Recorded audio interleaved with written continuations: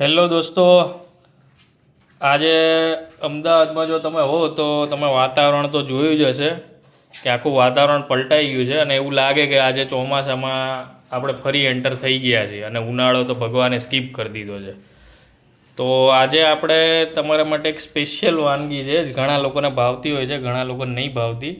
તો આ છે કારેલાનું શાક. આજે આપણે બનાવશું કારેલાનું શાક. તો પહેલાં આપણે આ કારેલાને મીઠાવાળા પાણીમાં બોળી દીધા હતા અને પછી અંદરથી બધું પાણી કાઢી નાખ્યું હતું અને થોડુંક એવું લીંબુનું પાણી એડ કર્યું હતું જેથી એની કડવાશ દૂર થઈ જાય. હવે કારેલાની સાથે આપણે મિક્સ કરશું ડુંગળી.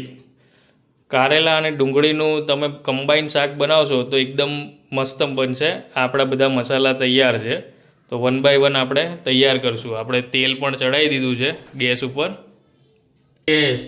તો આપણું તેલ આવી ગયું છે. સૌથી પહેલાં આપણે નાખશું એમાં જીરું. થોડુંક જીરું નાખો. તેના આફ્ટર આપણે થોડીક રાઈ એડ કરશું અંદર.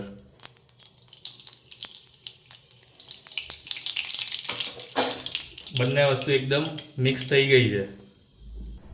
ઓકે, હવે આપણે જે આપણા કારેલા હતા એને ડાયરેક્ટલી એડ કરશું સીધા.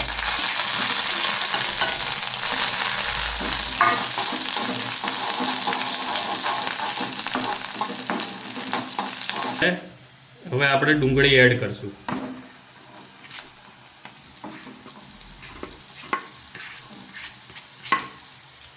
ડુંગળીને તમે જોઈ શકો છો આવી રીતે રાઉન્ડમાં કટ કરીને એને એક રોલ ટાઈપની આવી રીતે કટ કરવાની છે.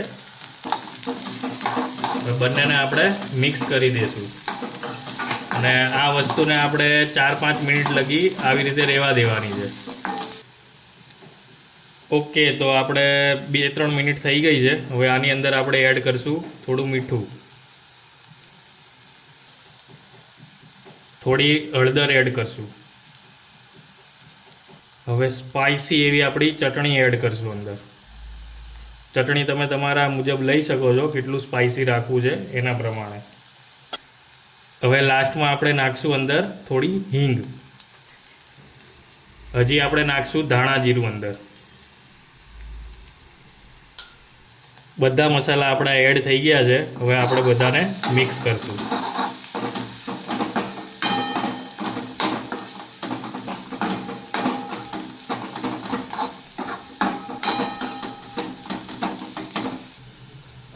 હવે ફાઇનલી આપણું કારેલા ડુંગળીનું શાક તૈયાર થઈ ગયું છે.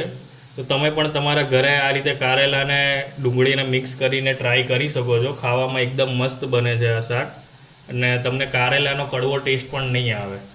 તો તમે ઘરે બનાવો તો જણાવજો કે કેવી રીતે કેવું બન્યું છે અને અમારા વિડીયોને લાઇક, શેર અને કોમેન્ટ જરૂરથી કરજો.